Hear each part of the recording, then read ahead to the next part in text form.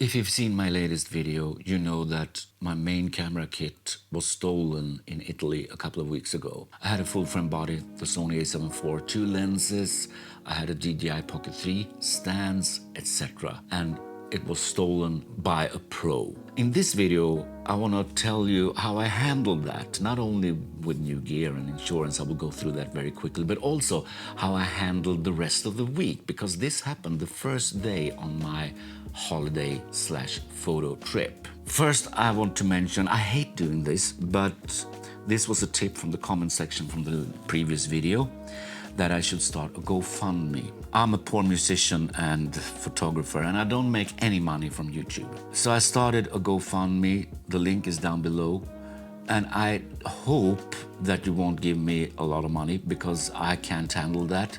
But if you want to contribute for me getting my gear back and making more videos, buy me a cup of coffee. The value of a cup of coffee.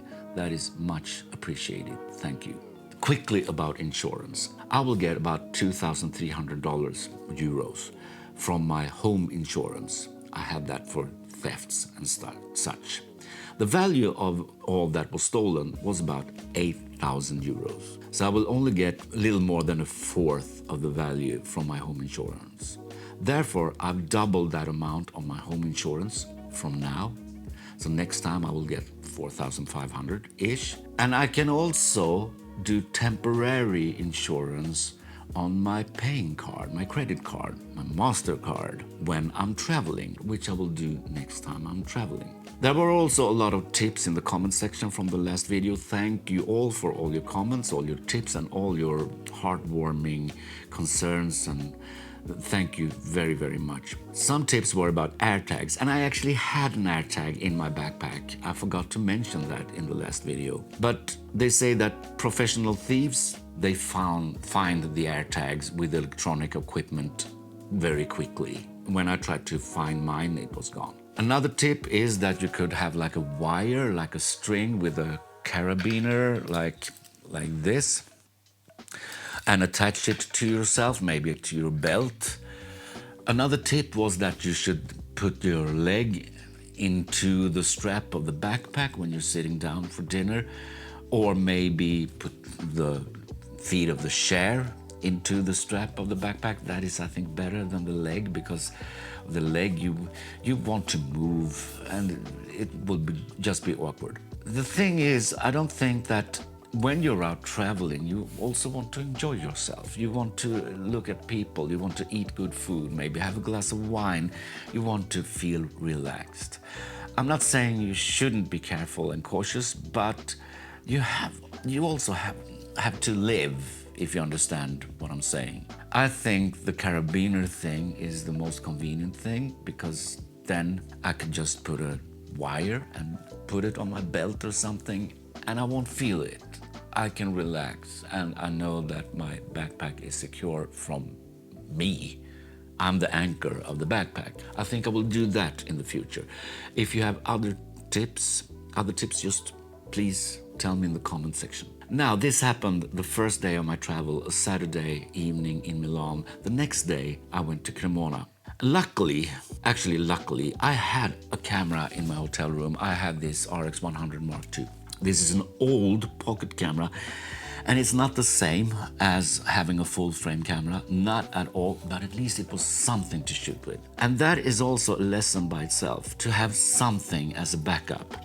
If you like to shoot with your phone, do it. I don't like it because I don't see it as a camera mainly, and also I don't think the files from the phone are as editable.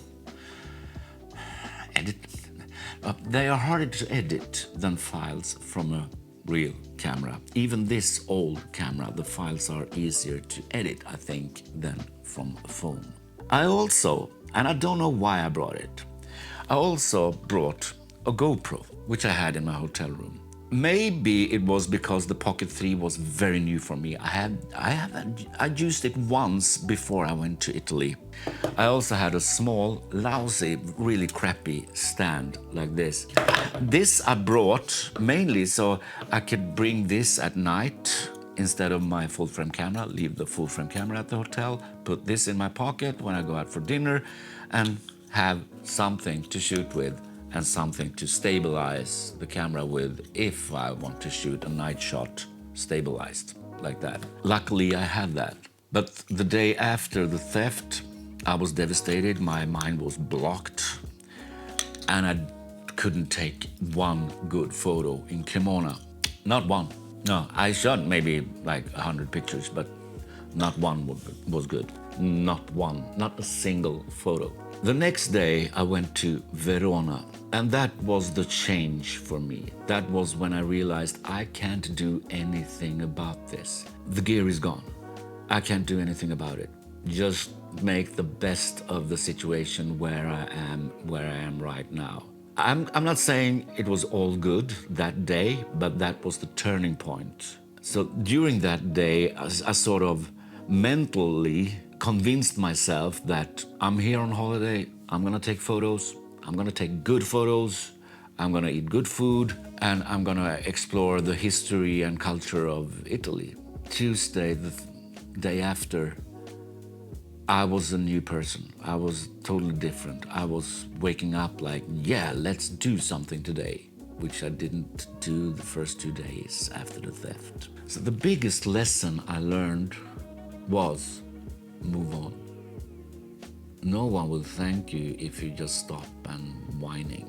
Move on, do something, just create, just explore, just live. Move on.